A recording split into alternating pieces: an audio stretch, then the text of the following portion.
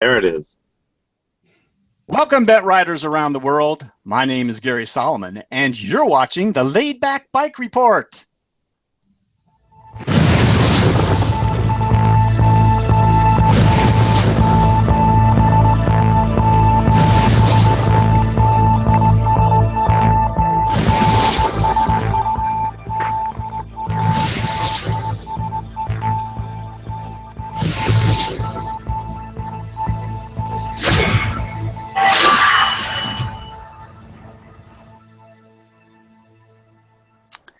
Hey folks, I'm coming to you live from the Laidback Bike Studios here in Pickerington, Ohio, where we produce this monthly webcast that can be watched now, live, or later on YouTube.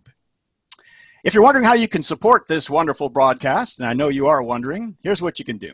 You'll see a little red subscribe button on the lower right-hand corner of your screen. Please click that. We are trying desperately to reach 1,000 subscribers. We're in the upper 700s right now, so if you haven't subscribed as of now, that really helps us out. Please do that. In the upper right-hand corner, you'll see a little letter I, lowercase, and that's going to be filled with some information, hopefully useful to you and me. It will allow you to find the place to chip in a buck or two to help us out. It will also lead you to our website, the laidbackbikereport.com, where you can learn more about what it is that we do.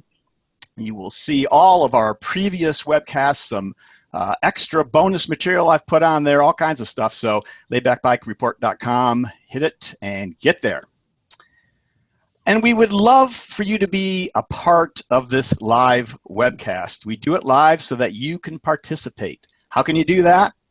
Well, you can do it with the YouTube live chat box. If you are watching on YouTube, you will see it to the right of your viewing screen. It's a little chat box, and you can chime in, ask your questions, make your comments. Our panelists will be there for you to respond to your questions as well. So please avail yourself of that. If you're watching from the Laidback Bike Report website, you'll see the chat box right below the viewer. And that's what you do. We also have a link I've put on Bent Rider, where you can click and open the box and chat from there as well. So we hope to hear from you during this broadcast and be a part of what we do. All right, so we have got a busy schedule loaded with stuff for you today. Let me give you a little hint about what we expect. We were actually going to have our first guests on right now as breaking into what we do. We're going to have a live report, we hope, from Battle Mountain, Nevada, where the World Human-Powered Speed Challenge is going on, where we have groups from all over the world who are attempting to make a world record in human-powered speed. It's a very exciting, very interesting event. And we have the team from Holland, the Delft and Amsterdam team, a group of young people who have put together a competitive racer, and we hope to have them on later to talk to you about what they do, what they expect, and hopefully get even a glimpse of their machine. So we'll be looking for them to break in. We're going to come on early, and I just got a message from Hugo, the guy that's the team manager, and they are still out in the desert racing right now. So he hopes to be on a little bit short, so a little bit later on. So we'll break in with them when we have a chance. In the meantime, we'll continue with our regularly scheduled broadcast here. Let's see here. We're going to go and introduce our panelists, as we always do at this point. First of all, we have the moderator of the Bent Society of Southern Florida. He is the moderator of the community on Google+. He helps produce this webcast, handles all our live comments, also does the pictures and slideshows. Ladies and gentlemen, please welcome Carl Kidd. Hi, Gary. And of course, I have to give a shout out to my mom, Wanda, because I'm sure she's watching. 91 years old. Hey, Wanda. Yeah, one of our absolutely most treasured viewers. So, all right, next, coming to us from Salzgitter, Germany, we have the producer and especially director of this webcast, our good friend, Lars Kamm. Put yourself on there, Lars. Hey, how are you? Here I am. Hi, Gary. Hi, folks. Very nice to have you and your wife there. All right, now let's go on to someone who comes to us from Sayre, Pennsylvania. He is our laid-back sports desk anchor, the renowned Denny Voorhees. Hey, Denny. Hey, how you doing, everybody? Good to be back for another go at the Laidback Bike Report. It's always good to have you on, Dan. And lastly, and certainly not least, one of the most recognized, if not the most recognized face and beard of the recumbent community, the esteemed co-editor of Bent Rider. That's right, it's Larry Varney. Hey, Larry. Hi, Gary. Good to see you all again. And I am actually thinking about trimming this down a little bit. It's getting to the point where it interferes with logos and stuff, and I don't want to like that. So I'll tell you what. I'll tell you, it's good to have you, Larry. I'll tell you what, if you decide to do that, I hope you'll do it live on one of our shows, because that will probably be the most popular show that we do. People tuning in to watch you trim your beard. I could auction off the hair. You could do that. You could do that. But don't look for us to help. All right, let's move along and get started with the show. The first couple of guests that we have today are people that produce recumbent shows in the country, annual recumbent shows. And our first guest is Julie Keating. We've had Julie on before last year to talk about the Cube, the Chicagoland Unconventional Bicycle Expo.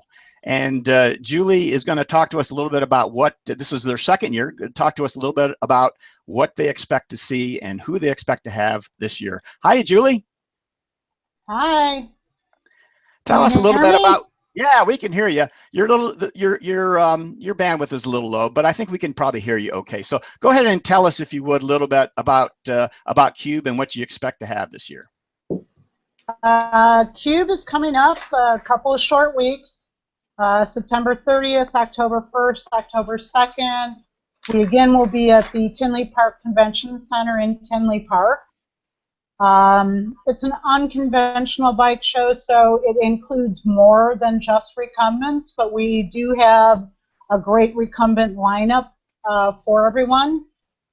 We will have Catrike this year. They will be debuting Demont. They tell me it will be available for test rides, so we're all looking forward to seeing that. We're also going to have the usual suspects out there.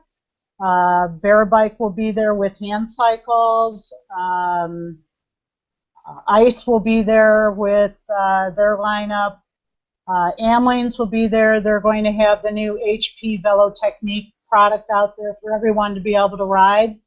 And then we also have a new supplier this year, Aerial Rider, who's a newcomer in the electric bike industry. And they will be showing us some of the new innovations in electric biking. Okay, that sounds good. So can you tell us, let's see, how much does it cost to come to the show for the spectators who want to stop in? Actually, good question. Thank you, Gary. Friday is going to be the least expensive day for you to come on out. It's $15, so if everybody wants to save a few dollars, Friday would be a good day to do it. Showtime on Friday is 10 to 5. Saturday and Sunday is $17, so a couple dollars more. Okay, we're really kind of trying to get those people that aren't working on a Friday to come on out on Friday to kind of level out the crowds. Okay, and for more information, so if someone decides they do want to attend Cube, you have a website? Is that the place to go? That would be the place to go. They can do online tickets there. It's cube-expo.com. Very good. And as our regular viewers know, we always put in our discussion section on the YouTube video, we put a section of links. So all the links we talk about today for all our guests will be there, so including Julie's Cube show as well. So we'll have that there for you if you didn't get a chance to get that down. So Julie, thank you very much for coming on with us today. I'm glad you're able to get your story out, and you're welcome to stick with us or take off if you have to, not a problem, but we're glad you were able to join us today. Thank you, Gary. Very good. All right. So the next show that we're going to talk about is the Recumbent CycleCon. And I believe that's the week after Cube. And with us today to talk about the CycleCon is Charles Coyne, the man who created CycleCon and moved it around a little bit around the country for the first couple of years, and now seems to have settled happily in Cincinnati, Ohio. Happily for them, hopefully, and happily for me because I'm not too far away from there. Charles, welcome. How are you today? Doing well, Gary. Thank you. Good morning to everyone. And I say good morning because I'm here in California and you guys are all back on the East Coast, and that's kind of why we moved the show from here in Los Angeles, where we had the first two shows starting in 2011. Why we moved it further back east, because the old saying is you have to go where the people are. And so this year we have just over a couple of dozen of the major recumbent manufacturers with us again: Avenue, Azub, Bachetta, Berkel Bike, Cat Trike, Cruise Bike, Easy Cruise, Green Speed, Haas Bikes, HP Velotechnic, Ice, Curvello, Lightning, Linear, Rad Innovations, Rams, Recycled Recumbents, Schlitter Bikes, Sunseeker, Tie Trikes, Trident, Triat, Von Ram, and Velotegra, and probably one or two more coming on board soon. And then we also have about an equal number, actually a little bit more accessory manufacturers: Schwalbe Tires, ATOC, FSA, and different accessory suppliers. And then in addition, as you probably know, you were at the show last year, Gary, we added the Bicycle Tour and Travel Expo portion to the show, and that's brought in a lot of real interesting tours that people can take, touring equipment, and additional educational seminars and information opportunities. So looking forward to a really good show in Cincinnati again. It's a beautiful facility. They did a great job for us last year. Hotels and everything are very plentiful, inexpensive, near to the venue. And we will be in Cincinnati again next year. So it's just worked out real well for us, and we're happy to have the annual Recumbent Cycle Convention at Cincinnati's Sharonville Convention Center, October 7, 8, and 9. October 7 is our dealer-only day, and so that day is strictly for bicycle dealers and exhibitors, so that they can talk about business unfettered without consumers hearing the parameters that dealers work with in the pricing structures, because that's kind of best kept on the QT from consumers. So Friday's our industry only day, and then Saturday and Sunday it's open to everyone, including, of course, dealers who can't make it on Friday. They're of course welcome to join the show on Saturday and Sunday. All 3 days we provide free admission for authorized dealers. They just need to go online to recumbentcyclecon.com beforehand and register, and they'll be good to go all 3 days. Want to also mention, if I may, Friday night is our annual Recumbent Industry Dinner. This year we will be honoring as our Recumbent Industry Recognition Award Hardy Steibeck, I think I'm saying his last name correctly, who of course is the founder of Spezi Lothies 20 years ago. And it's grown to be just a wonderful show, and you were there last year and did a great report on that show, Gary, last year. So, or this year actually, I should say, 2016. Right. Yeah, and so he's very, very deserving. Really provides an international focus for recumbent industry to rally around, as well as the special bikes, which is what Spezi stands for. So I think that's kind of it in a nutshell.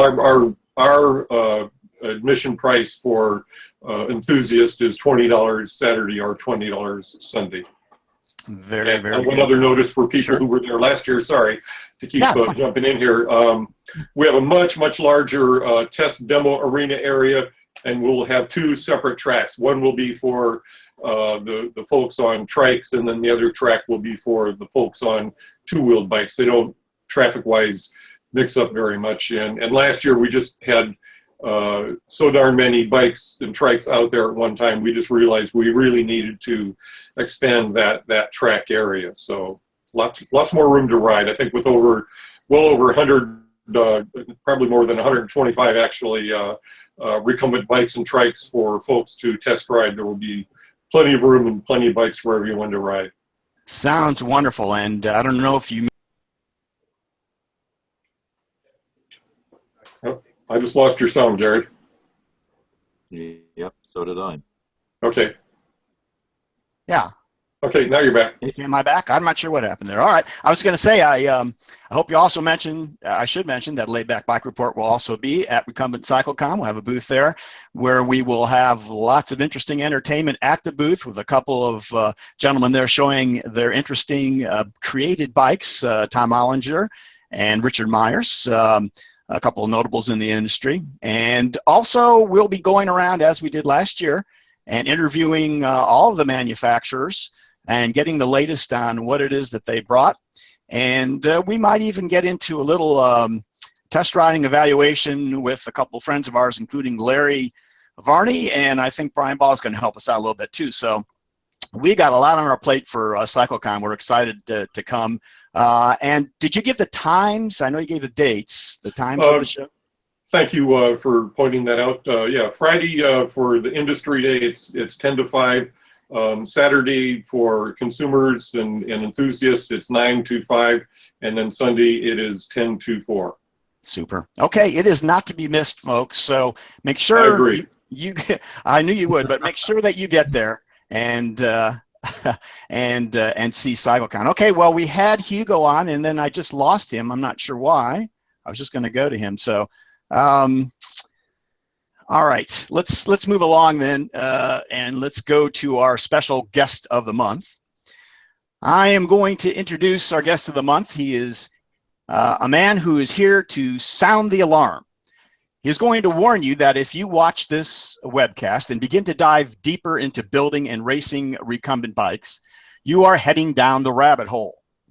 He will tell you that just your casual interest will eventually lead you to take perfectly good upright bicycles and hack them up to build a recumbent.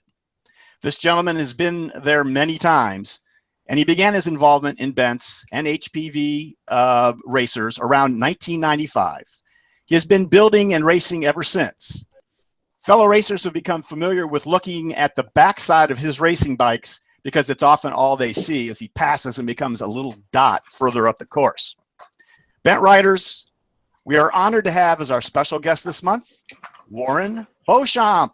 Hi, Warren. Hey, welcome, everybody. It's good to have you here. Warren, if I can have you hang on for a second because I have Hugo here. I want to make sure we're connected, and we will get back to you in a minute. After that great build-up, I'm sure people will stick around to hear you. Let's see, Hugo. Do you hear me? I can hear everything. All right. There we go. Thank you, Lars. All right. Let's get you guys going here.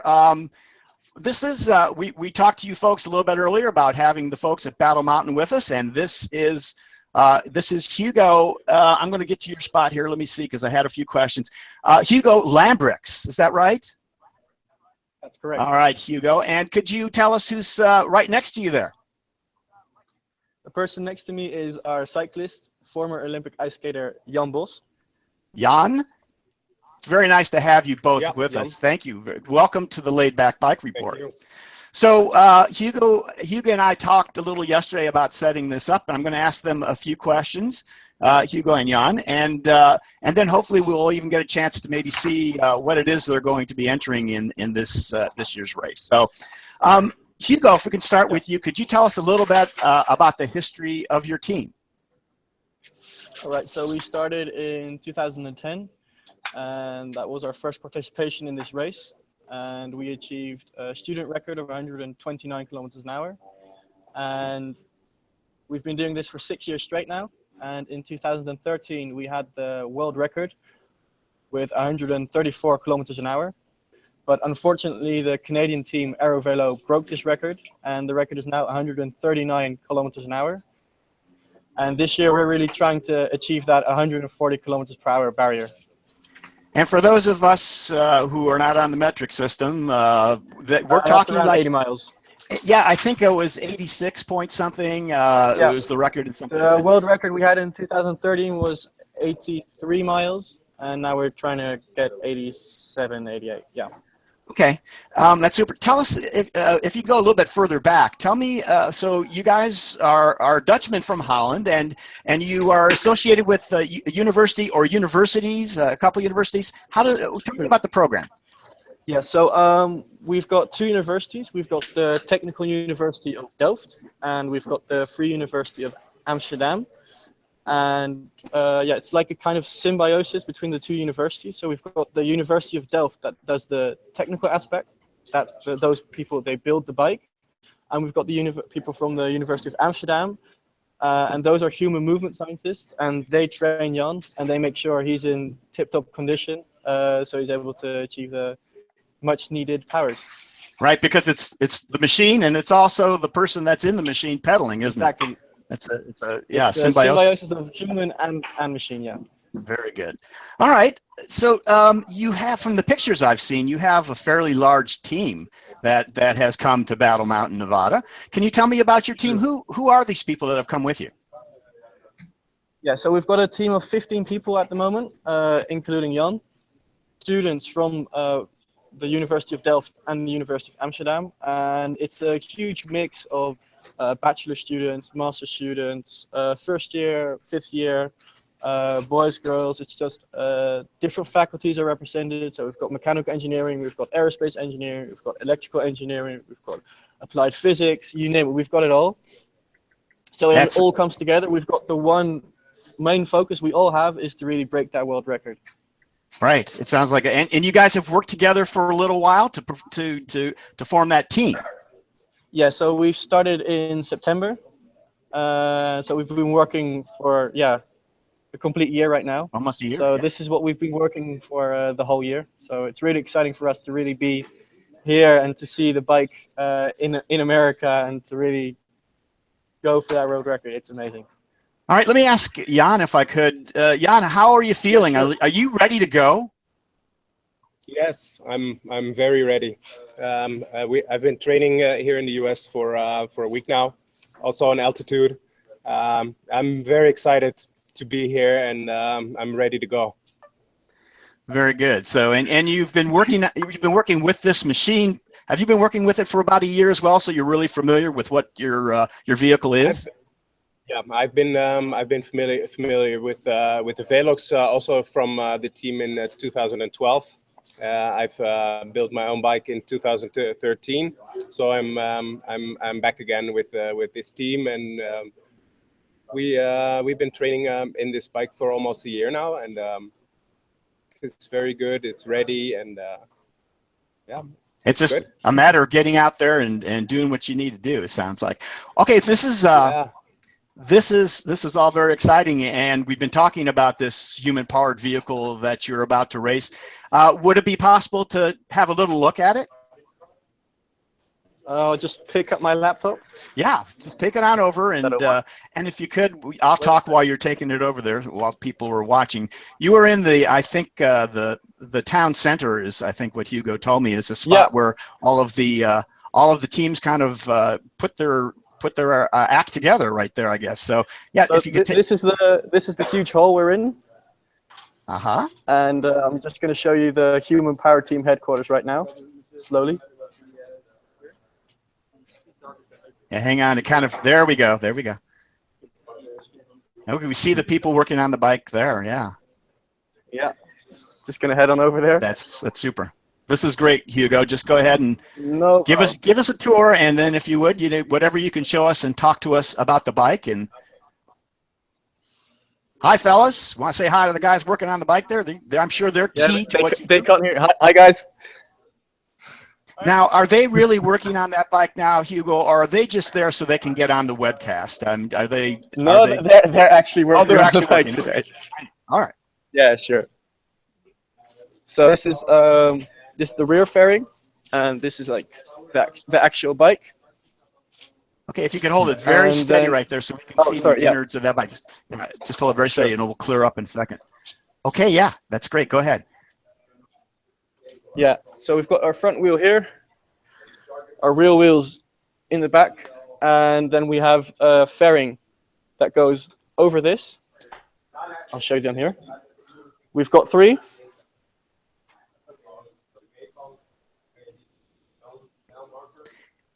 And the different fairings are for different conditions, Hugo? Well, the different fairings are actually because just in case we do fall, we have a new one, just so we can pop on a new one and it doesn't break. So yeah. You don't have to put duct tape on it. You can just replace it with another fairing. That's exactly. a good idea. All right. Just replace it. Yep. But hopefully we don't fall. That's the goal. I hope not. Yeah, exactly. So yeah, we're working with a camera system. Didn't know if you know that yet. Yeah, so this is really interesting. We had Tom Ollinger on last month, and he's raced before and talked about the racing nowadays. There's no more windows, right? That is out the window. It's all done remotely by viewing. Can you tell us a little about the camera system and how that works? Yeah, okay, so we've got 2 cameras here. Don't know if you can see. Like that. There we go. Yes. Yep. Mm-hmm. And the rider, Jan, is looking through these 2 screens. So monitors. Yeah. So this one and this one. And the reason we have 2 screens is for safety reasons, because you can imagine when going 80 miles an hour and the power goes off in one screen, then you're blind. You're going 80 miles an hour and you're totally blind. That would be scary. It's scary enough thinking about doing it when you're not blind. So that's incredible. So the 2 cameras are identical. They're just redundant. Exactly. Yeah. Okay. All right. Just for safety. And then what about the gearing? Can you tell us about the gearing on this machine? Well, I can show you. We've got a dual chain system. So the gearing ratio is 1:12. And yeah, oh wait, just go a second. We've got a huge thing here. Hoeveel tanden is het ook alweer? Oh, so it's a 100 tooth. 100 tooth chain wheel. Yeah, 100 tooth sprocket. So pretty big. And so yeah, and this is our front wheel roll cage, also for safety reasons. And at the back here, we've got another one, just in case the rider does crash. He's very safe and secure in the bike. Mostly sliding and not slamming into things, hopefully. Exactly. Very, very interesting. All right, that's beautiful. That's a very interesting looking machine. All right, let's talk a little bit about what you expect to take place this week, Hugo. Yes, sure. Tell me about your schedule, and maybe you could tell us a little bit more about the overall schedule of this event. All right. So the whole event works is it starts on Monday and it ends on Saturday. On Monday morning, we've got a qualifying run, basically just to show that the bike works and it's safe. And then from Monday night, we have a race run every morning and every evening. And then the best time out of the runs counts, and hopefully we'll get that world record. That is what you're looking for. That would be great. Yeah. All right. All the runs are very dependent on. They're all very dependent on both the wind, weather conditions, condition of the rider, because there's a maximum amount of wind speed that's allowed, which is 5 kilometers an hour. Because if the wind is above that, the run isn't legal. So there has to be like 0 wind. The rider has to be in tip-top condition. The bike has to be in the best condition. It has to be nice and warm. So yeah, we're kind of dependent on the weather as well. So there are many parameters involved with this, some of which you can control. And some, the ones we can control are perfectly sorted, but the rest we just don't. Sorry, yeah, I didn't mean to jump in. That's exactly what I was going to say. So you can only control the things that you can control, isn't that right? All right, let's talk about who you're going to be racing against. So who do you see as your main competitors this year? Our main competitor is the Canadian team Aerovelo. Those are also the guys that broke our world record and are currently holding the new world record at 139 kilometers an hour. And they're here this year as well, so it's going to be very exciting. But we'll see. There's only one way to find out, and that's race tomorrow. On the course. So let me add just a quick question here. So I know that this means so much to you guys, and I'm sure it means a lot to the Toronto team and all the people that are out there racing. But my understanding, at least in the past, from talking to some of the people that have been at Battle Mountain, is that it's a very friendly, congenial atmosphere where people help each other out and that sort of thing. So tell me about the competitor spirit that's there. What's it like? Yeah, we've seen nearly all of the competitors right now. I think there are 10 different teams represented. Most of all the teams are very open, very keen to show their bike, to talk. How did you do this? How did you do that? I'm missing some tools here. Could you help me out? Other teams are a bit more wary, a bit more closed off. But in general, yeah, people are quite open. It's just like, okay, yeah, you want to see our bike? No problem, really. It's just one big happy family. But of course, we all want to win. So we don't tell them everything, but they can have a look. That's no problem. Right. So you want to win, but you also want to know that you've won against the other team's best, so that they, you know, so that your win means that much more. That's wonderful. I appreciate so much talking to you. And I want to, if I can, at this point, I think my panelists may have a question or two. First of all, Carl, did you want to ask a question there? Well, yes, I posted it on here. I was just wondering what part of the bike produces the most drag. I've heard on some of the other bikes that it's where the wheels come out of the fairing that produces more drag than the whole bike. And I'm just wondering, on your bike, what produces the most drag? All right, good question. Well, if you would see the bike as a total package, 85% of all the resistance is in air resistance. So that's the largest resistance that Jan has to overcome. Then we have another, I think, 5 to 10%, that's only the drag of the wheels. So that's quite minimal. The biggest thing we actually have to overcome is the air resistance. And that's also the reason that we have the aerodynamic shell over the bike to really lower that air resistance. Yeah, the front part is very aerodynamic, but where the wind is getting turbulent is the rear part. Yeah. Around where the wheels come out of the fairing, I don't know if also pretty minimal. Yeah. Yeah. But if you can improve that improve that airflow a percentage, that's all it takes to become a winner, isn't it? Yeah, Because now we're down to fine increments of change that will mean a mile or two an hour, that will mean the difference between winning and losing. Exactly. Very true. Yeah. That's amazing. Warren, did you have any questions for the gentleman? No, I did want to mention if you could tell June Nogami to send me the results and the pictures. I'll make sure to get them on the site. Sometimes they're a little slow getting those to me on the first couple days, so any little pokes and prods you can give are certainly appreciated. Yeah, no problem. Hugo will help you out. This guy gets stuff done. I think. Sure. All right, so I don't see any other questions. If no one else has any other questions, I'm going to thank Hugo and Hugo and Jan for being with us. For being with us today and taking the time out of a very busy schedule, coming out of the desert to be with us today. So thank you so much, guys. I'm sure you've picked up a lot of cheering folks for you, and I think they're going to all be rooting for you guys to win. So good luck, and we'll be watching. Thank you, guys. Go fast. Take care. Bye-bye. Bye-bye. Bye. All right, very good. The team Delft and Amsterdam from Battle Mountain, and it was great having them on. And let's get back to Warren. I'm sorry to have broken there, Warren, but we wanted to get those guys on. I'm going to get back to your. I'm still here. You are still here. Thank you for being patient. All right, let's talk to Warren about his background initially. Warren, can you tell us where you're from originally?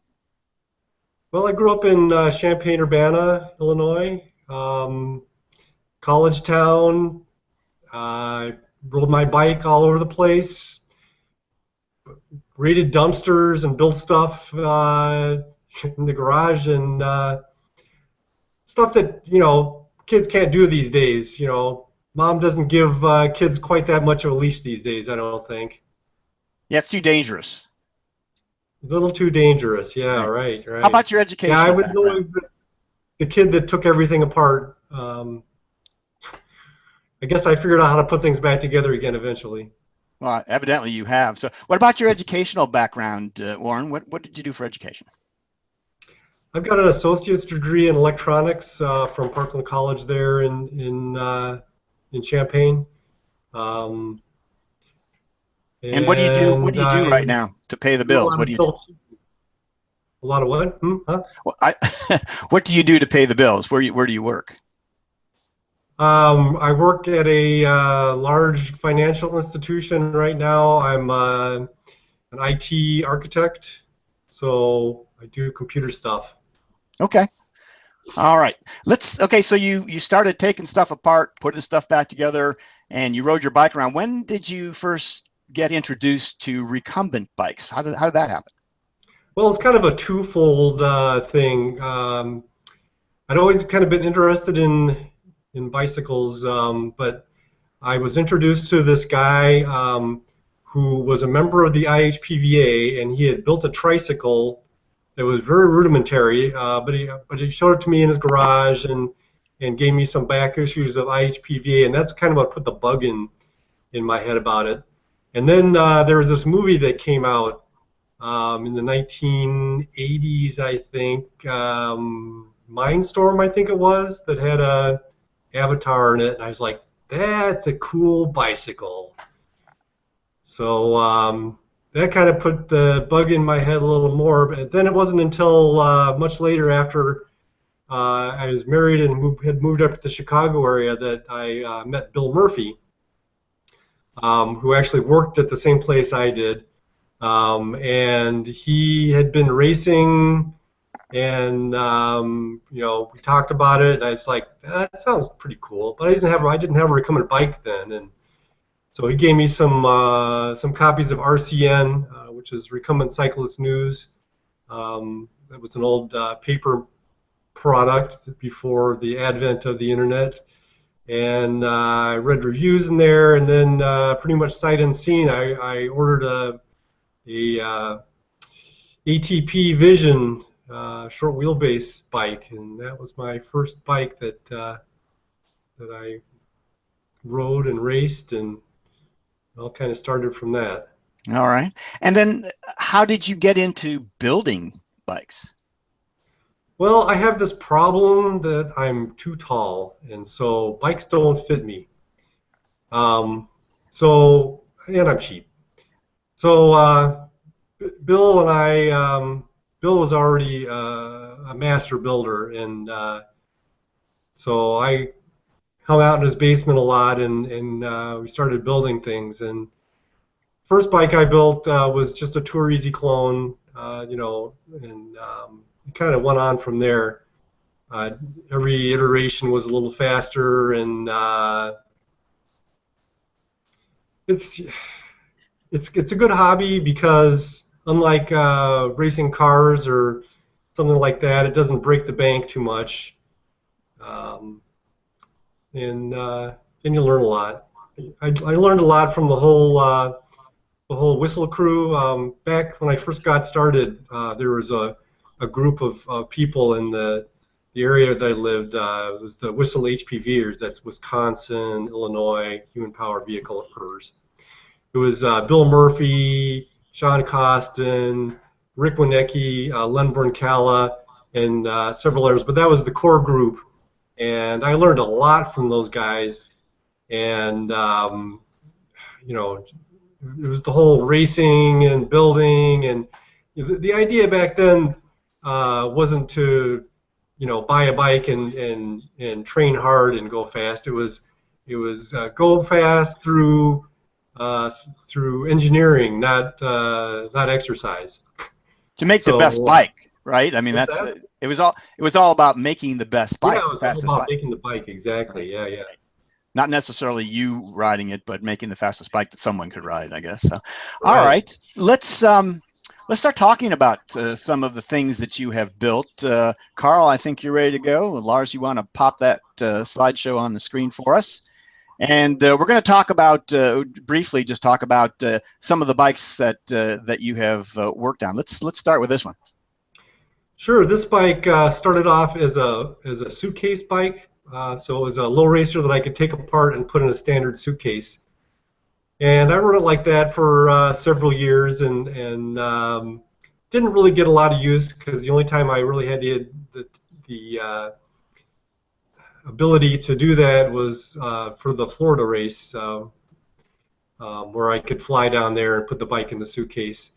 But then after a while, the Cortezes were nice enough to take my no-com down to Florida for me, so I didn't have to do that anymore. So I'd always been kind of reticent about riding a trike because I considered them slow, and you know, riding a low racer was just a lot more fun.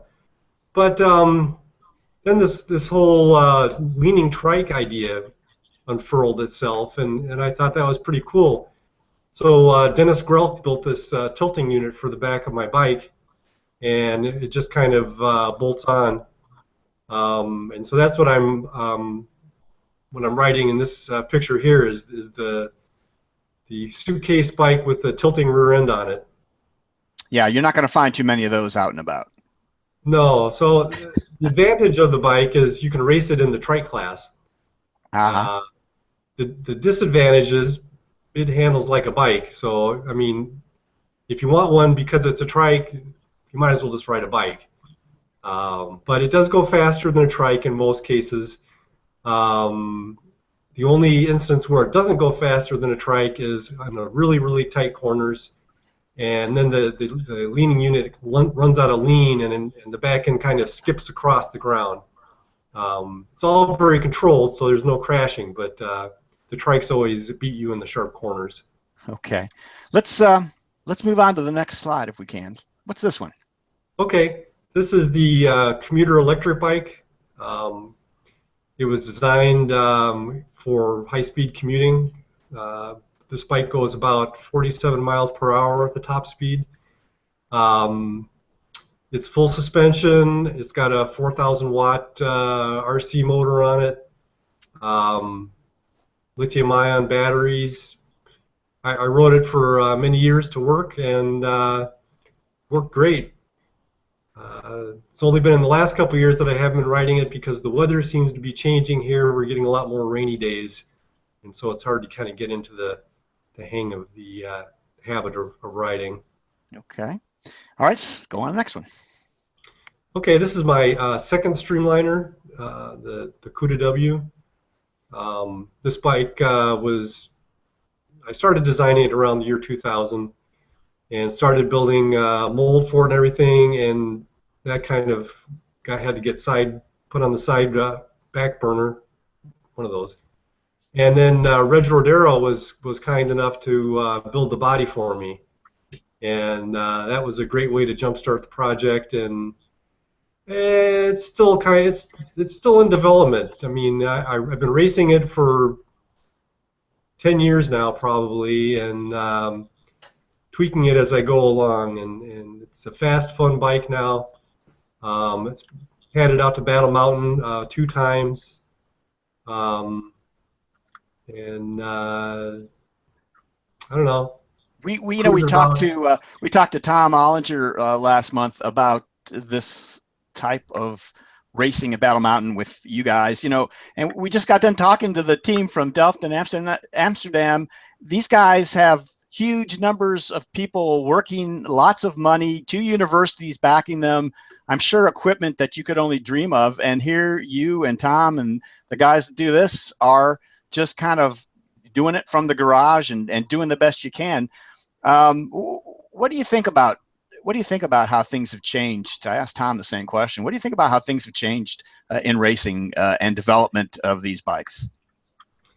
Well, in the HPRA racing network, which is it's a HPR, Human Powered Race America, is an organization that races in the Great Lakes area. We have around 5 events a year, and this type of bike is mostly used for that type of event.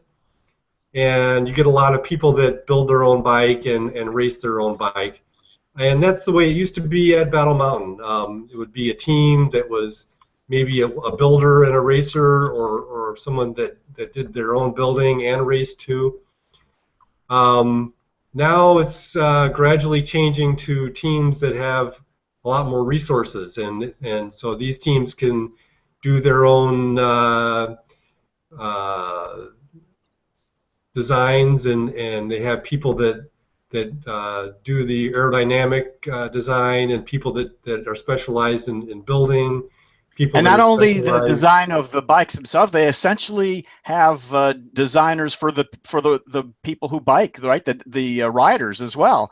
They're the physiologists and all these guys, as you saw today with Jan. Like, I mean, that are very specifically being worked on to be just the best rider they can be, as well as having that best bike they can make, huh? Exactly. So things are changing, and it seems to be the large college teams that are mostly doing that. But there's still a lot of people that are building their own bikes and coming out there and seeing what they can do. And it's still a very accessible event out there. Or at least there are accessible events then for people who want to do what you guys are doing, so that you have plenty of places to race and have fun. Yeah, sure. HPRA is very accessible. I would like people to come out and race. You can race whatever you bring. You don't even have to have a recumbent bike. You can have an upright bike and come out and race. Yeah, we're going to actually, Warren, we're going to talk a little bit about HPV Racing, and I want to get your opinions on that. Let's, if we can go back to the slideshow, though, now, and let's talk about some more bikes here so we don't get too far off track. Okay. What do you got there? This is a short wheelbase bike that was designed to mimic the riding position of the CUDA W, so I could actually train in the position. It's very important to train in the position that you're going to be racing in, because if you have a bike that you can race but doesn't have the same position as the bike you ride normally, then the muscle groups that are trained are going to be different. Okay, next one. What do you got? This is my first carbon fiber bike. It's all carbon fiber. It's carbon fiber tubing. This is the bike I ride all the time. I train on it. I ride it on the streets. Fun bike, weighs about 21 pounds. Very nice. Next one, please, Carl. This is the Velocraft NoCom. This is up until very recently the fastest bike that I ever ridden. It was my mainstay for racing. It was built by this guy named Kamil in Poland. I think about 30 or 40 of these bikes were produced, and Velocraft is not making bikes anymore. But this is a super fun bike to race and ride. The only reason I don't ride it on the roads anymore is because of all the people that are driving while not paying attention now. Right, texting, drinking, whatever it is that they're doing except driving. I hear you on that. Exactly. All right, let's go to the next one, please. Okay, this was a fun project. This was started off life as a chopper type bike. It was always designed with electric in mind. It kind of morphed into recumbent because the chopper position was just really uncomfortable. But it is full suspension, and this one cruises about 30 miles an hour on electric power. It's got this super limo ride, so this is my my limousine bike. Very nice. Next one, please, Carl. Okay, this is the steel version of my dual 700C Quasi low racer. This bike was designed as a replacement for the NoCom, not because I didn't like the NoCom, but because I wanted to see if I could build something faster. And so it has the same position as the NoCom, but it has 700C wheels, both on the front and the rear, and it's front-wheel drive instead of rear-wheel drive like NoCom was. Okay, and next one, Carl. This bike was built for my brother. It started off as a frame set from a bike that was given to me, a recumbent bike, and it was a super short wheelbase recumbent, and it was bad. So I used all the parts off the bike, and I built a new frame for it. And the frame was kind of a takeoff piece from when I was building the dual 700C Quasi low racer. It was a tube that I wasn't able to bend enough for that one, but works great for this. It's a learning process as you go, isn't it? I mean, you really learn not just about how to make the bike you're working on, but maybe gives you ideas about the next bike or what you might do in the future, huh? For sure. Okay, next one, please. All right, so that's a synopsis, just a quick look at some of the projects that you have. But I want to, if we can, drill down a little bit closer on one specific project that you have worked on, and that's this dual 700C carbon fiber Quasi low racer. That's a mouthful, isn't it? Okay, yeah. So we're gonna talk about this and what you actually went through to put this together as an example of one of your projects. So tell us about the bike first, and then we're going to start looking at how you put it together. Sure. This is the 14th bike that I built, and it was built with exactly the same geometry as the steel one that you showed previously, but this one is all carbon fiber. And started out as just kind of some drawings and kind of morphed from there. All right, maybe that's the time let's take a look at some of this stuff. Carl, could we see the next one? All right, let's go. Okay, so this is a mock-up of the bike. So this was the steel version of the bike, and I just photoshopped some more stuff onto it so I could kind of get an idea what it would look like when it was done. Okay, Warren, if you would, you go ahead and tell Carl when to flip the thing, because I'm not sure when you're going to be done talking about each section, and I'll jump in with a question if I have one. Okay, just tell him to go ahead to the next slide when you're ready. So one of the steps when you're building a full-size bike is to do a 1x drawing. So this is actually a full-size drawing that I did, and I kind of laid the wheels on there to make sure that everything fit the way I thought it was going to fit. Okay, next. Another important thing when you're building a bike is you choose the fork first, because the whole front end geometry is built around your fork. This was a carbon fiber fork that I sourced from China.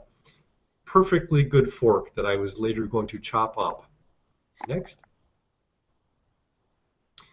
Once I had figured out the geometry and where everything was going to be, I cut the pieces out of foam. Now this is your standard 2-inch thick insulation foam from the hardware store, and I just cut it out with jigsaw and laid the pieces together. And it's actually really nice working with foam because you don't have to worry about it warping when you put it together like happens with steel sometimes if you don't jig it right. So this is kind of the rough cut version of the bike. Next. Okay. When I was trying to figure out how to build the front fork, one of the ideas I had was to lay up some putty on the outside of the fork and lay up carbon fiber over that. I decided not to do that. Next. This is a drawing of the head tube, and I wanted a carbon fiber head tube that fit the internal bearings to make it really low profile, but nobody had ever made something like that you could buy. So I was thinking about doing it, but then Gary Hill was nice enough to make one for me from my drawing. Next. Okay, this is a mock-up of what I was going to do with the fork. I decided instead of putting the clay on the outside and building up that I would just hack the fork into pieces and then carbon fiber it back together again. Next. Okay, here's the foam after I've spent many hours sanding it to make it be nice and rounded and more aerodynamic.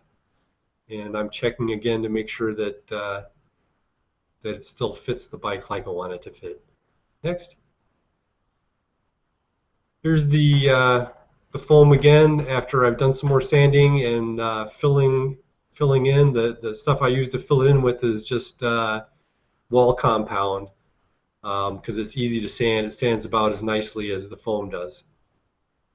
Next. There's a back view showing more filling in and that type of thing. Next. Okay, once I got the shape the way I wanted to be, the next step was to start covering it up in carbon fiber.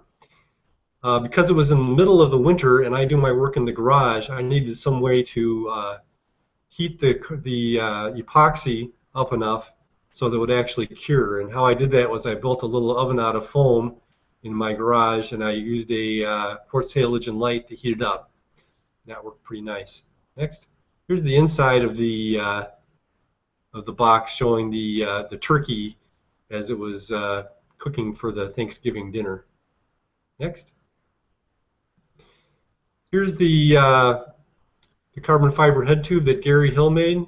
He did a marvelous job on it, and some of the bearing pieces that the headset pieces that would be pressed into it. Next. Here's the headset pieces.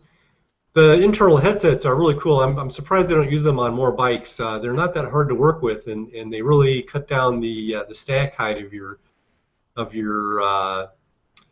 whole head tube assembly, which is important for low racer type bikes because that's the thing you have to see over.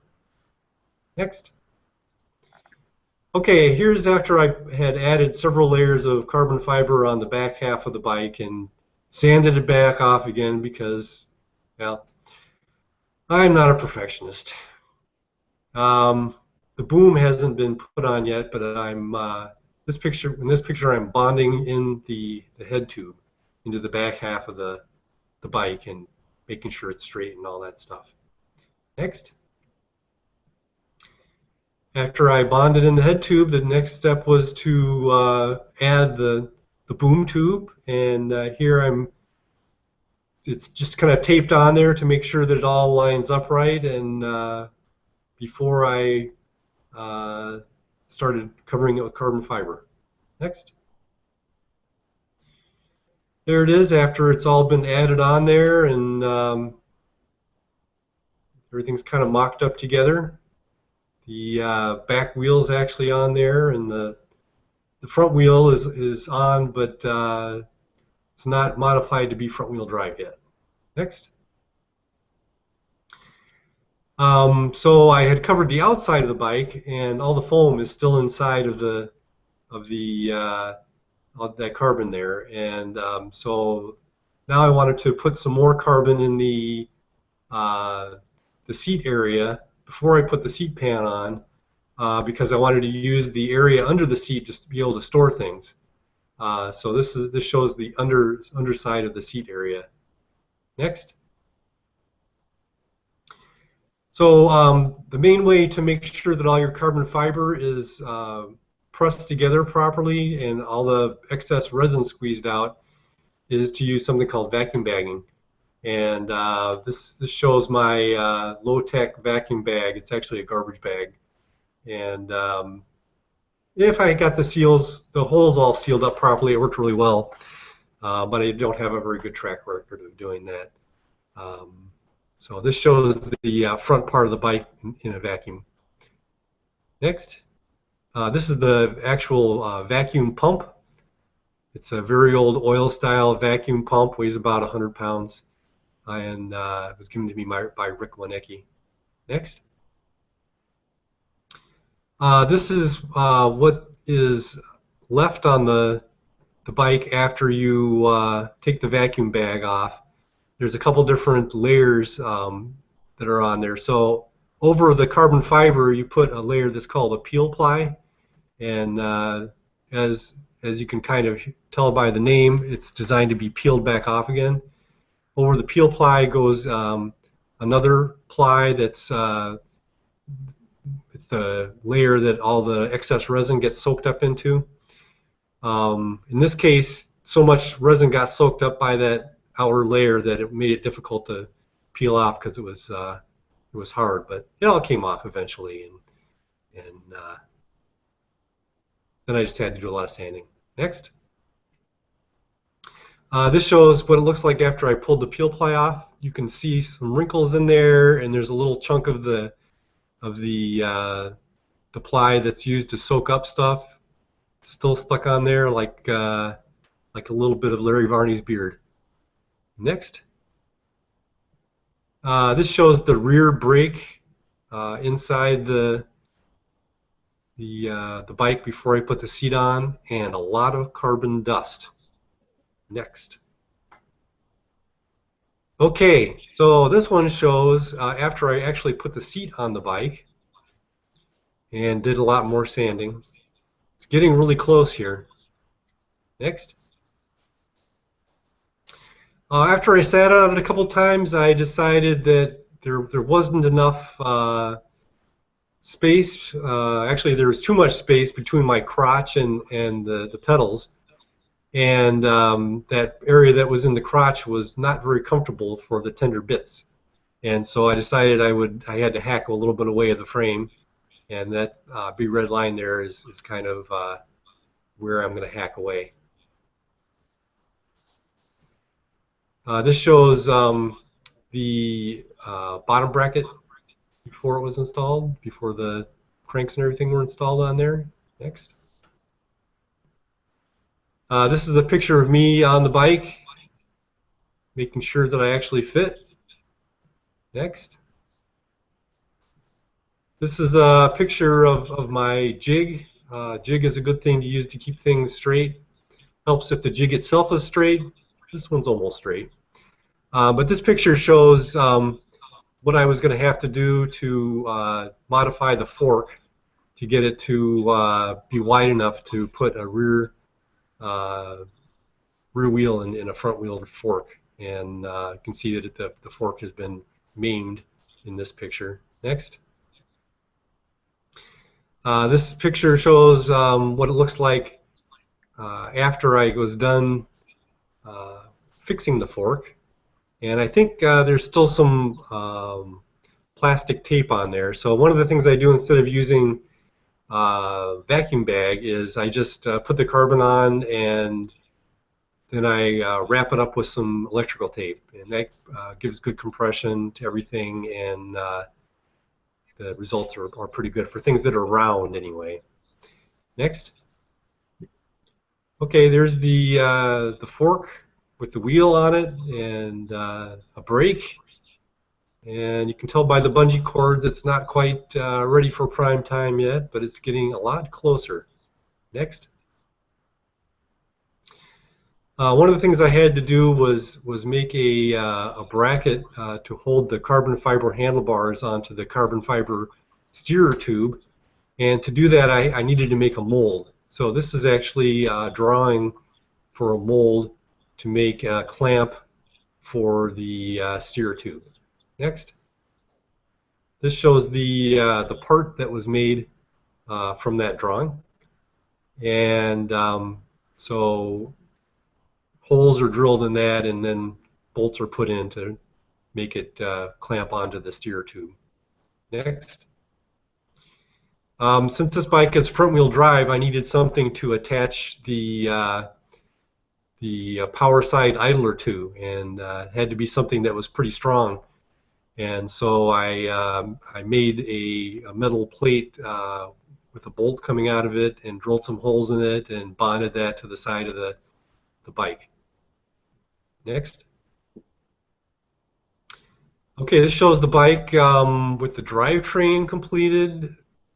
Something is noticeably absent here. That would be the handlebars. Next. Okay, here I am trying to figure out where to put the handlebars. That's always very important. You have to be able to clear your legs.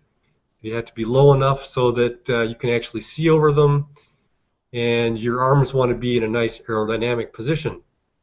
And so that's about the That's about the position there. Next. So here's the handlebars. Parts of it are just being held together with JB weld, and then I have some ultra lightweight filler material that I used. It's kind of like a putty that was put around the head tube clamp and the other areas to kind of build it up before I wrap carbon fiber around it to make it strong. Next. Here we have handlebars mounted, gears assembled, brakes installed. It's almost a bike. I think that is actually a bike in this picture. Next. Okay, here's the completed bike. I think this is probably right around the time that I first took it for a test ride, since it actually has pedals on it. Next. One of the things I discovered was that the non-power side idler that I used, return idler, wasn't quite up to snuff, and so I built a new return idler out of some spare parts. So this is kind of an interesting thing. You can build a really nice idler out of using some standard 1-inch bearings, an aluminum bottom bracket cup, and a track cog, and that's what this is. Next. Okay, I think that's probably it, Warren. This is a little video that you have, but we're not going to show that. It just has you kind of sitting on there. And that's the completed bike there? This is the completed bike. This is the first time I raced it at the Northbrook races this year, and it made it through the races just fine. And I was pretty happy. It has a little bit more bounce than I'd like, and so over the course of the next year or so, I'll be adding little bits of carbon fiber here and there. The bike weighs about, I think it was 23 or 24 pounds with the heavy wheels on it. That should actually become a little bit lighter because I'm planning on putting some lighter wheels on it. But I'm very happy with how it turned out. Excellent. That's a great rundown on what has to happen to put a bike like that together. So thank you for sharing that with us.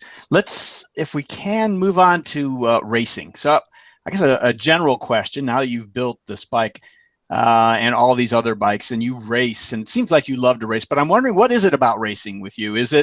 Are you racing because you want to see what these bikes that you build can do? Or are you racing because you just love to race and beat the guys and see how you can test yourself? What is it about it? That's a very good question, Gary. And I don't have a very good answer. I wrote the question down, Warren, so now you have to answer the question. Yeah. I do love to race. You know, I know that I'm not the fastest guy out there. I'm what's called half-assed. Sorry, that was a joke. That's a good one. Oh, thank you. I want to build something that goes fast, you know, and I want to be able to show, you know, how you can go fast, you know, through building a fast bike, and then, you know, you tend not to ride other people's bikes when you race. Is that fair to say? I don't fit on other people's bikes. Yeah, that's what you said. So I mean, it's all. I see why you have such difficulty answering the question, because it seems like it's all one seamless piece. The building and the racing, it all goes together. It's part of how you show off what you did and how you can see about improving it. They're test riding. Even when you're racing, you're probably testing. So is that the difficulty? Yeah, exactly. That's a difficulty. And also, I kind of like to push the whole recumbent industry. When we first started racing, the most popular bikes to race were Tour Easies and P38s, all with very, very upright seating positions and high riding. You know, I built one of the first low racers that raced in the HPRA circuit, and you know, the whole low racer craze was just getting underway then. We've been leaning the seats further and further back as we go along, and discovering, just where the sweet spot is for having the seats laid back. We've been trying to improve the efficiency of the bikes, improve the aerodynamics of the bikes. It's been a learning experience for me, and I think that it's improved the recumbent industry in general. Let's pursue that a little bit. So, in what do you think they're just watching you guys, the ones that are building these bikes and racing them, or do you actually communicate with some of the industry leaders on what it is you're doing, and maybe they're asking you some questions? Is there actual connection there? There is absolutely no physical connection. I have never talked to an actual recumbent bike builder, but I've been busy documenting how to make a bike go fast since 1996, and so I'm sure that some of them, if not all of them, have been taking a look to see what goes fast and what doesn't. I bet you're probably right. All right, let's talk about racing in specific. So, what is your favorite category to race in? What's the category you like to race in? My favorite category is the streamliner category. It's like nothing you've ever done before. It's like racing an airplane, on the ground.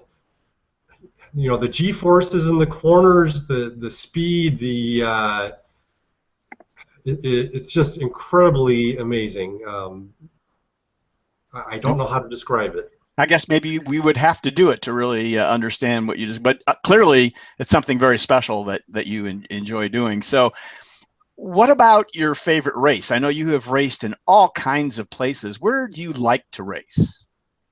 I think, well, of course, Battle Mountain is a really special place. A 5-mile track where you're going, 50 miles an hour, not even working really hard, and of course 80s, out of most of our capabilities, but I was able to go 65 there once. And then I think my second favorite track is the Northbrook Velodrome, because it's a large velodrome, and you can go 38 miles or so an hour in the streamliner there, and sprint up over 40 miles an hour, which is pretty white knuckle on a velodrome.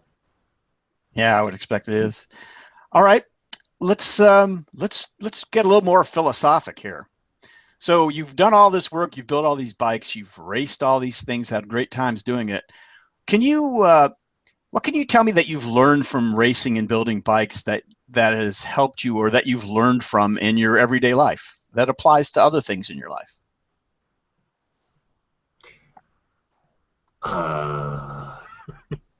Takes you like the technical. You like the technical questions better, don't you, Warren? Okay. It takes a long. Yeah. I think what it's taught me is that the things worth doing often take a lot of time to do, and they're certainly worthwhile when you're finished. I think that's a great synopsis of what it's about. All right, let me kind of finish with this line of question and ask you about how long you think you can keep doing this. Not building, you could probably do that indefinitely, but racing. I mean, at some point, there's always faster people. There's certainly always younger people, but you're loving it and you still enjoy doing it right now, and you're still really fast, obviously. But you feel like there's going to be a point in time where you probably won't be able to do this anymore?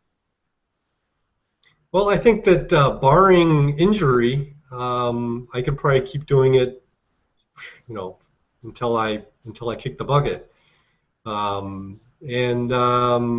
We've had a number of people in our HPRA racing series that have raced until they're well over 70 years old. And for instance, Richard Myers is over 70 years old, and he's been racing in Streamliner even up until quite recently, and I think we'll see him back out there again. Other people like Doc Pearson, who have been in the racing for 30 years, he just retired. last year, and we actually saw him after he retired from racing, racing again. So, and that's with 2 artificial hips. So I think you can just keep on racing as long as it seems fun to you. As long as they can keep building the riders back up with their artificial limbs and joints, they can probably keep going. And Richard Myers actually is 80. I talked to Richard not too long ago, and you're right, he's an amazing guy. And as I mentioned earlier in the show, he'll be at our booth at CycleCon, so people can come and talk to the legend that is Richard Myers. And yeah, I think I agree with you. I think he'll be back out there racing. He's ageless, it would seem. So, okay. Let's widen this out now to talk about someone who may be interested in racing, Warren. So someone that's watching right now and has listened to what you have done and says, you know, maybe I would like to try something like this. So can you kind of outline for us what are the benefits of getting into HPV racing?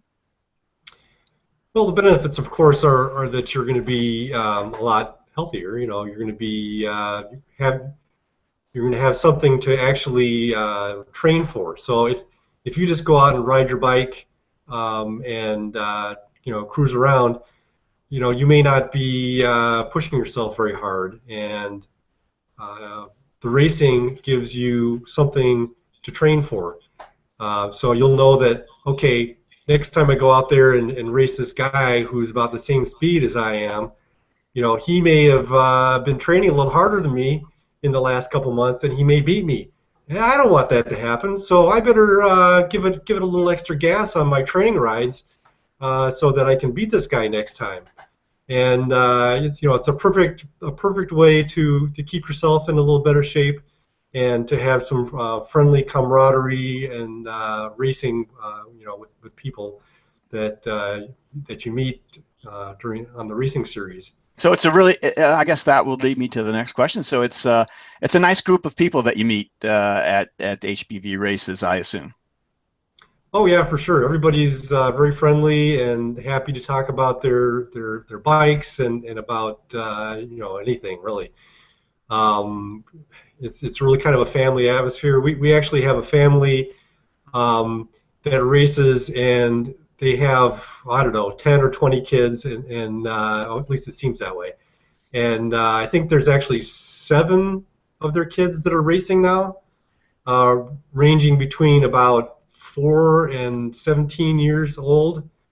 And you know, so we have kids from 4 years old all the way to the kids that are 80 years old that are racing. And so it's really a fun events, the whole HPRA series. Yeah, sure sounds that way. All right, so let's say we've decided we're going to do this. We're going to start racing, and I know you've entered a number of different races around the country. Where are these races held? Are they all over the place? Is there a place I can go to find out where some race nearby is so that I can get started? Where do you find these places? Well, of course, Recumbents.com is the best place to look to see races. Now that was a softball if I've ever seen one. There you go. But there's, besides the HPRA series, which races in Illinois, Wisconsin, Iowa, Indiana, Michigan, and Florida, I think that's all of them. You can also race usually with your local time trial series. Most of the upright bike racing organizations have time trials, which are timed races, and you go out and do an individually timed race, and generally they'll allow recumbents to race with them. I know in the Chicago area here, there's a lot of races that if I had more time would be doing, and they're a lot of fun to do too. Those are on the open roads as opposed to the HPRA races, which are on closed courses. Okay. Well, that's, of course, that question leads me to our next section, which is going to be about recumbents.com. So, yeah, I think the real, the answer to the question I just asked you, as you led out with, is go to recumbents.com, and you can, I see a section there that talks all about racing and where they're held, and all kinds of things, and the message board that has people on it that do the racing and talk about it. So let's go over to recumbents.com and talk about that. So tell me, what is recumbents.com? Well, recumbents.com is a website that has a couple different types of information on it. One of them is, of course, the racing angle. So we have the HPRA site on it. We have all of the Battle Mountain World Human Powered Speed Challenge sites on there from every year back to 1999. There's the WRRA, which is the World Recumbent Racing Association site that's on there. That was a site that was conceived by Sean Costin and I to give a good place to record performances by non-fared recumbent bicycles. There is a ton of information on there about building recumbent bikes. One of the problems I had when I first started with this whole human power thing is there was no place you could go to find out how to build a recumbent bicycle or a streamliner. So I decided I would be the person that built that repository of information, and so I've been gathering information for 20 years now and putting it on the site. And now someone that wants to build a fast bike, they have some place to go to figure out how to do that. Okay. Tell us quickly, if you would, just a thumbnail sketch of the history of recumbents.com. So you had also all this information. So tell me about the origin story of recumbents.com, when you became involved. Sure. I was going to also mention the recumbent buyer's guide that's on there. We have a list of every single recumbent bicycle that's currently manufactured and some information about that. So if you're looking for a recumbent bike, that's a good place to go to kind of browse the different bikes to help you choose it. Yeah, so for the history, I started racing in 1995. And like I said, there was no place to go to find any information about recumbent bikes. And so I decided to start building a site in 1996. And so I had racing results on it and information about building bikes, and just kind of started adding to it and other people's projects. And then Mark Mattarella, who ran the recumbents.com site, kindly offered to allow me to put the whistle site on recumbents.com. And so he hosted my information for a number of years until he decided that he didn't want to deal with the website anymore. And then he was kind enough to give it to me, which was pretty amazing. And so I've been taking care of the care and feeding of the site since then. All right, very good. And then ultimately, I guess a final question on recumbents.com. What do you have as a goal for recumbents.com? Do you have any future plans of making any sort of changes or ideas that you want to share with us on that? Well, certainly it's more incremental changes, but eventually I want to get to the point where I can take over the world. Oh, right, I was afraid you'd say that. So. All right. Well, the rest of us will do our very best to keep that from happening, Warren. Let me get to a viewer question that we have. It says, I posted a question to Velomobile owners asking, what is your highest gear? All of them said that they did not have a high enough high gear and were spinning out at times. Can you ask Warren what the typical high gear is for Battle Mountain machines, and what he recommends for a strong rider in a fast velomobile? I am building an extremely aero velomobile and need input on setting up gearing. Thanks. That was from Alan from Idaho. Well, Alan from Idaho, what I would suggest on the recumbents.com site, there is a web page that's the drivetrain calculator, and you can go there and you can put in your wheel size and your gearing.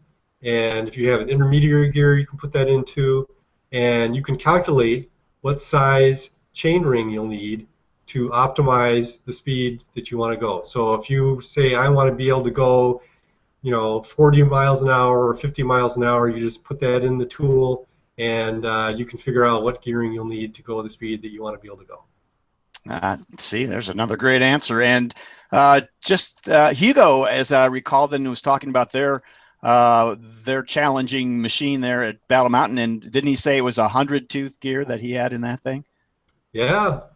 So yeah, they can get pretty big. All right, that's a great answer for that. And with that, I think that ends my interview. Did you have any final comments, Warren? I just want to thank you, Gary, for taking the time to interview me, and thank everybody out on the internet land for taking the time to put up with my little bit of ranting here. And have a nice day. Thank you so much, Warren. It was a pleasure having you on. It was really nice to meet you, and I hope you'll come on again. We have more questions. We'll get you on another show, but in the meantime, thanks for coming on and sharing your vast repertoire of knowledge on recumbent bikes, building, and racing. So thanks, Warren. Great, thank you. And feel free to stick around if you like. We're going to close this out here with a few more items. Yeah, I'm going to read your report for you here. So, folks, this will be a first, Gary reading the sports report, of which I know very little. But, all right, last month, Denny promised if he got the recumbent results of the National 24-Hour Challenge in Michigan, he would report it on it. He did, and here's the results. There were 14 recumbent entries at this race. The top recumbent finisher was Joe Pixley of Springfield, Virginia, with 431.9 miles. He placed second in the age group 50 to 54 and overall sixth place. Other top age finishing group in the finishing group were Joe Weissert of Spring Lake, Michigan, who was second in the 55 to 59 group and 10th overall with 423.1 miles. We have Brent Steinley of Ankeny, Iowa, who rode 407.9 miles for a third in the age group and 15th overall. And finally, John Harthoon of Watkins, Iowa, was the #1 finisher in the 65 to 69 category with 406.7 miles and a 19th overall finish. And we wanted to congratulate then everyone's hard work on this annual race, showing recumbent bikes are very competitive. The results for the Mid-Atlantic 12 and 24-hour race in Washington, North Carolina have not been published yet, but we do know that the 100-mile race was dominated by a number of recumbent riders, and Denny will have that full report for us hopefully next month.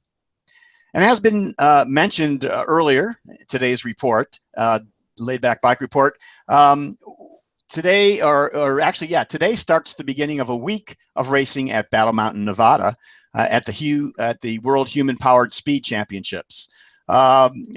If you follow the recumbents.com website that Warren has, you'll be able to see a lot of the information there. The current record, as we talked about earlier, is 86.65 miles an hour, 139.21 kilometers per hour. It will be the 17th consecutive year of competition at Battle Mountain, the home of one of the straightest, flattest, and smoothest roads in the world. The 4,619-foot altitude course provides an acceleration zone of 5 miles, leading to a 200-meter speed trap. The highway was repaved in 2009, and special consideration for this particular section of road was made to ensure utmost smoothness for the World Human Power Speed Challenge. And it was given the Nevada Department of Transportation. I guess they were the ones that did the thing, so they were thanking them. This event has been on my on Denny's bucket list for a long time, and one of these years he plans to attend. I would too. Next weekend is the Midwest HPV races, and it returns to Hawkeye Downs Speedway in Cedar Rapids, Iowa, for 2 days of human-powered vehicle racing. All HPV classes are contested: the faired, unfaired, trike, and velomobile. If you are in the area and plan to check it out, you may find a new interest in cycling and racing. And then finally, in Denny's report this month, we want to call attention to 2 current UMCA high annual mileage record attempts. A hammer is what that's called. Alicia Servogel, wife of Kurt Servogel, who we had on the show as he was breaking his record earlier in the year, and her crew from last year, and also Amanda Coker, Flatlands Park, Florida. Both Alicia and Amanda are spending some time of their own on recumbent bikes, of their racing time, I should say. Their part of their time is on recumbent bikes. Alicia hopes to set the women's 50 to 59 age group record, and Amanda is going for the overall women's record of 29,603 miles set by Billy Dovey in 1938. Alicia is currently averaging around 100 miles a day with a goal of over 30,000 miles and has ridden 6,000 miles since June 4th. Amanda is averaging over 227 miles a day, and she will probably break the record within the next month or so. As of Thursday of this past week, she has amassed 26,662 miles, and she's ridden 117 days. Her attempt will end on May 14th of next year. That'll be the year. We have reached out to both of these ladies, and we promise to have some more on their story, so stay tuned for that. All right, and as Denny always likes to say, stay on the bike, keep moving forward. And we will do just that, Denny. Sorry to have grabbed your report from you. We'll hope for more the next time. All right, let's move along now we're going to move along to the Google Plus bike rider community business. And at this point, we want to talk about the contest that we run every month for the posts of the month. All right, so let's start with the picture of the month. If we can get that up there. There we go. This is from Garrett Miles, and it's the McKinley Bridge in St. Louis. And Garrett, I think, was training for a race, and this is his trike. I think he was training on. I've actually been on this bridge while I was touring through St. Louis. It's pretty impressive. So thanks for saying that. It's a great picture, Garrett. Next, we have the video of the month. This is really something special, folks. If you have a chance to follow Familia Supertramp, this is a family that is touring through Europe. They live in Spain, and their young family is now touring all throughout Europe and intend to do so, I think, until winter. And they've done a few videos. They post all the time on our site. This is a video called Camino a Francia, the road to France. And if you have a chance, watch it. You'll get an idea of what they do. They're on a couple of recumbent trikes. They have trailers. They have the kids pedaling, and some of them are in the trailers, and they just seem to be having a great time. So if you can, follow them. You'll have the I'll have the links, of course, for all this stuff in the discussion of the YouTube video, so you'll be able to take a look. But we hope to actually even have the family on the show here maybe later in the year, so that would be exciting for us. So that was Familia Supertramp. Now we'll move on to the discussion of the month. There's an unusual looking, I guess, recumbent bike. It was posted by Andrew Cass, and it was titled, "Ever Seen a Recumbent Like This?" So I have to say I haven't. So yeah, when you have a chance, I'll have that link posted as well, and you can see the discussion around that. And of course, our last category, which is built around one of our posters alone, Pilius Pulcher, who has the most amazing pictures on that are posted on our site. It's called Relax Ride in the Afternoon. So another great shot from Pilius. And thanks and congratulations to all of you guys. We have on the community hit 947 members last time I looked. And for you guys that are on the community, if you will put in your location and name on the community locator map, you'll be able to see where people all around the world are that are in the community, and maybe find other people to ride. I haven't updated that picture for a while. We've got lots more people pinned to that map. So I guess I need to do that for next month. All right, so I think it's time to close things out here. Let me tell you a little bit about next month. This is a project that we've been working on for a while and have actually done part one of. We were talking about health a couple of months back, health and in the use of bent riding and bents. And now we're going to talk about a section of that idea, the restoring mobility with recumbent trikes. So as many of you probably know, recumbent trikes are a big part of getting people out on bike paths and getting their health back in order. People that may have lost limbs or have balance problems. There's so many health problems that people that make people restricted in what they can do, and we're finding that recumbent trikes are a huge part in getting these people out there again and changing their lives. So we wanted to focus a show on that, and next month is going to be that show. So what are we going to do? We're going to have orthopedic surgeon and famed bent rider Dror Paley from Florida. Dror is going to be on and talk to us maybe about the medical aspects of riding those bents. We're going to have Gary D'Agostine from Northwest Recumbent Cycles, who has a shop that specializes in finding these adaptive bikes for people in need, and knows a lot about what goes on with this. He's going to talk to us about what do you do to adapt cycles to people who have these problems, and then how does that work? So we're excited to have Gary on the show next month. We're going to have Jeff Yonker from Terra Trikes. Jeff is going to hopefully be on. He's actually going to be, I think, at the Cube show, as Julie told us early. But he thinks he can get on that laptop and be with us anyways. And Jeff, for those longtime viewers, know that that Jeff was on last year as we did a tour of Terra Trikes. So we're excited to have him back on. Terra Trikes is deeply involved with helping people with mobility issues with their adaptive trikes, and working with dealers to make that happen. So we're excited to have Jeff back on the show. And then finally, of course, I'd like to have someone who is an adaptive trike rider. So if you are riding an adaptive trike and would like to tell your story, we would love to have you on. So please contact me, and we'd like to have a person or two on the show that can tell their story about what it's like to ride one of these bikes and how that may have changed their life. So please get a hold of me on Facebook or on the Google Plus community, email, or the website, any place you can get a hold of me. All right, I want to talk a little bit about what we talked earlier about being at Recumbent CycleCon next month. And we're very excited to be there. We have a booth. We're going to have some folks at the booth for you to talk to. We're going to do a lot of interviewing. We're going to shoot a lot of video. We're going to have a good time, and we hope you'll be there. And we're going to be selling hats. You know how I am with the hats. So come and buy a hat.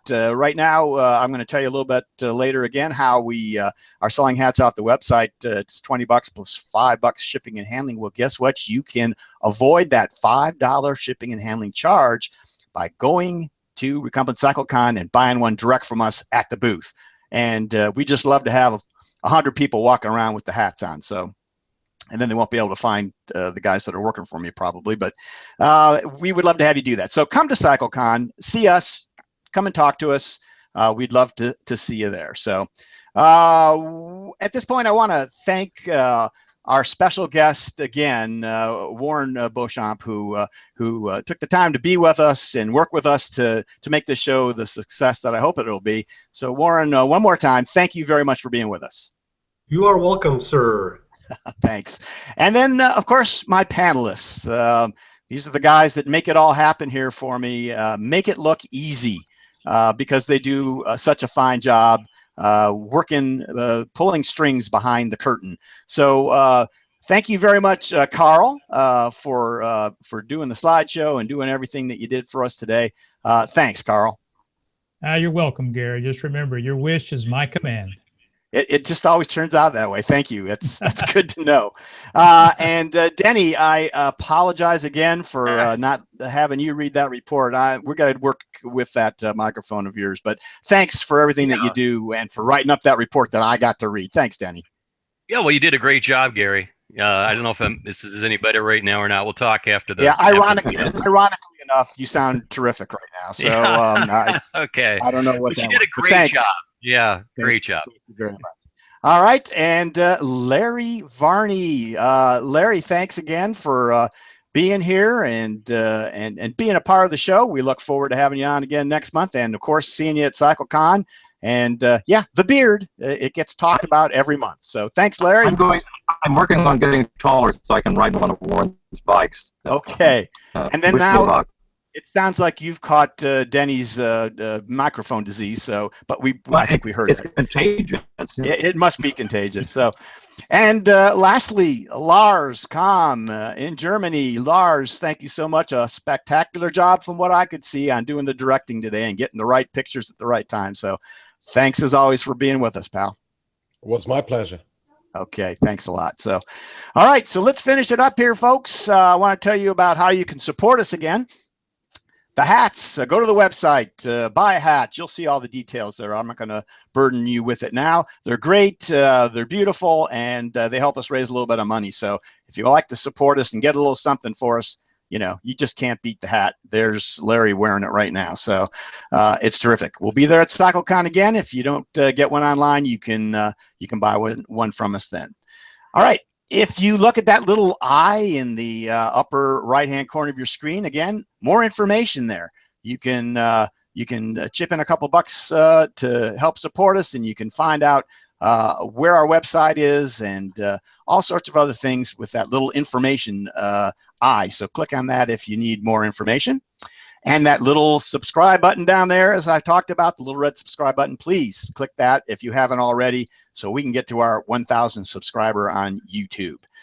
All our videos, of course, as I talked about before, will end up on YouTube, including this one. And I will work diligently to put up a table of contents so you can click through and watch this show in chunks, which you almost have to do now because they get increasingly longer each time.